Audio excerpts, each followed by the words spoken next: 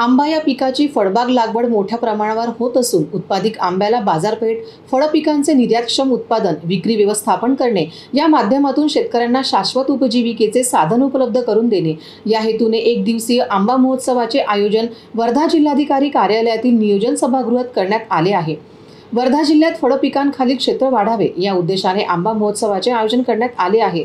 पारंपरिक पिकांपेक्षा काही प्रमाणात फळबाग क्षेत्रात वाढ करावी असे आवाहन यावेळी करण्यात आले आहे।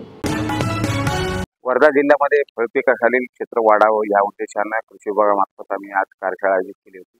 त्या कार्यशाळेसाठी भगवानराव कापसे साहेब जे केशर आंब्याच्या बाबतीत तज्ञ आहेत, आंब्याच्या लागवडी कशा करायच्या, आंब्यामध्ये प्रति एकरी दर महिन्याला कमीत कमी 25 ते 35 हजार रुपये निव्वळ उत्पन्न राहील हे तंत्र लोकांपर्यंत पोहोचवण्यासाठी आज आपण वर्धा जिल्ह्यात पाहिलं तर फक्त आंब्याचं क्षेत्र 115 हेक्टर क्षेत्र आहे।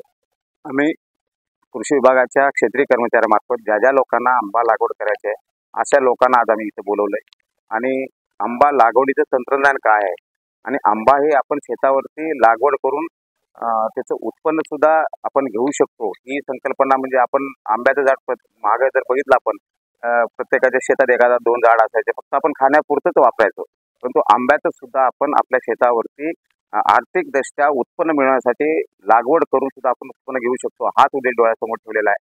आम्ही त्यासाठी इच्छुक जे शेतकरी आहेत त्या शेतकऱ्यांना आम्ही बोलले। त्याच्यासाठी शासनाच्या योजना सुद्धा आहे, रोजगार हमी योजना आहे, त्याचबरोबर भाऊसाहेब फुलकर योजना आहे। या योजनेच्या माध्यमातून सुद्धा आम्ही त्यांना अनुदान उपलब्ध करून देणार आहे आणि हे लागवड करत असताना आम्ही क्लस्टर बेसिसवर एकाच ठिकाणी 5 ते 10 हेक्टर 20 एकर असं होईल ह्या पद्धतीने नियोजन केलेलं आहे। ठळक घडामोडींसाठी देशोन्नती न्यूज चॅनलला सबस्क्राइब करा आणि बेल आयकॉन प्रेस करा।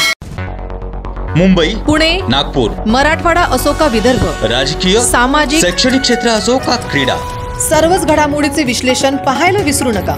फक्त देशोन्नती न्यूजवर।